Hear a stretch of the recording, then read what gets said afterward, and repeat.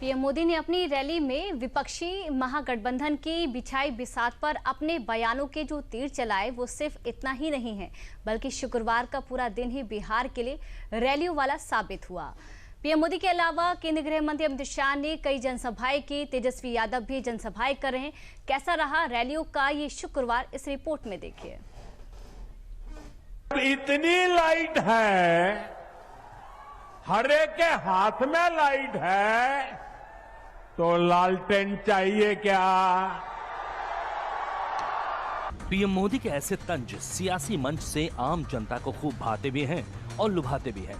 अंदाज में वजन, शब्दों में तपन और निशाने पर विपक्ष का मन। कुछ इस तरह से जब पीएम मोदी ने कुछ ही सेकंड में विपक्ष के नैरेटिव पर अपने बयानों के तीर चलाए तो पूरा माहौल ही बदल गया। अपना मोबाइल फोन बाहर निकालिए और अपना मोबाइल फोन निकाल कर उसकी लाइट चालू कीजिए, उसकी लाइट जलाइए जरा सबके सब। जिनके पास मोबाइल है वो जरा अपनी लाइट जलाएं। जिसके पास मोबाइल है, अच्छा आपका लाइट जल रहा है। अब आप मुझे एक बात बताइए, जब इतनी लाइट है, हर एक के हाथ में लाइट है, तो लालटेन चाहिए क्या?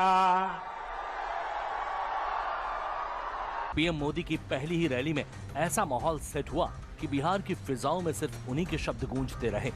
मिथिलांचल की धरती से पीएम मोदी के बोले एक एक शब्द विपक्ष के नैरेटिव को छलनी कर रहे थे। आपकी घोषणा हुई है, तब से हम एक चीज साफ साफ देख रहे हैं। एक तरफ एनडीए है,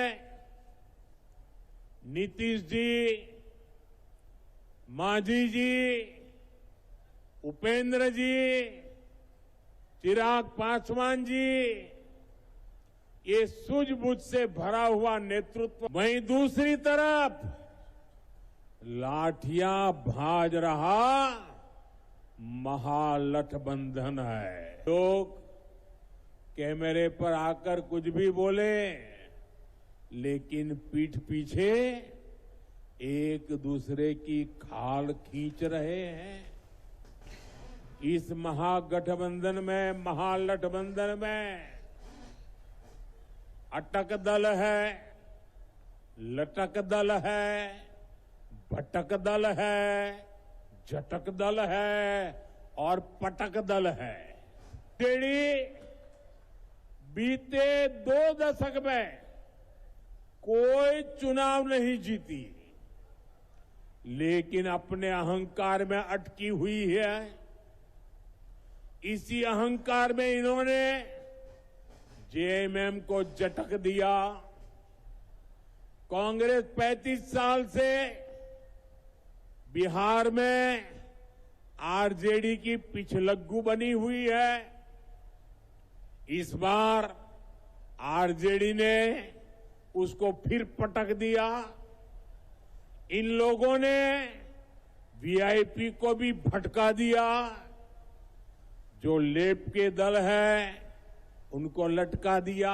एक तरफ मिथिलांचल में पीएम मोदी के शब्द शोले बनकर निकल रहे थे, तो दूसरी तरफ सिवान से केंद्रीय गृह मंत्री ने लालू के जंगल राज पर जमकर निशाना साधा। साल तक ये लालू राबड़ी के जंगल राज को ये सिवान की भूमि ने सहा है। साहबुद्दीन का पूरा खौफ, अत्याचार, हत्याएं, ये सारा सिवान ने सहा है। भूमि लहलुहान हो गई, मगर सिवान वालों ने झुकने का नाम नहीं दिया। लालू रबड़ी राज को समाप्त साल तक एक category history sheeter Sahabuddin 75 case, 2 कारावास, ट्रिपल मर्डर, एसपीएस सिंगल पर हमला, चंद्रशेखर और 2 साथियों का हत्या, इसी शहाबुद्दीन के बेटे को रघुनाथपुर से फिर से एक बार लालू ने खुद टिकट देने का काम किया है।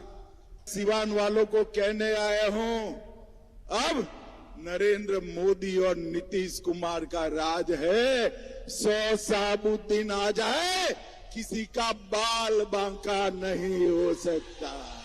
गृह मंत्री अमित शाह यही नहीं रुके, उन्होंने बिहार चुनाव के नतीजे भी आम जनता को अपने अंदाज में बता दिए। बिहार में विगत 2 माह से मैं घूम रहा हूं, जहां जहां जाता हूं ऐसा ही जन सैलाब दिखाई पड़ता है, ऐसा ही। आपको 14 तारीख का परिणाम जानना है क्या? जानना है? जोर से बोलो, जानना है क्या? 14 तारीख को दोपहर 1 बजे लालू के बेटे का सुपड़ा साफ होने वाला। दूसरी तरफ विपक्षी गठबंधन भी अब प्रचार करने उतर चुका है। तेजस्वी यादव भी शुक्रवार को कई जनसभाएं कर रहे हैं और अपने पाले में माहौल बनाने की कोशिश करते रहे। अब मुख्यमंत्री जी जब आते हैं तो छावनी बदल जाता है, गांव बदल जाता है कि नहीं बदल जाता? छावनी में जनता से कोई संवाद नहीं, कोई मुलाकात नहीं।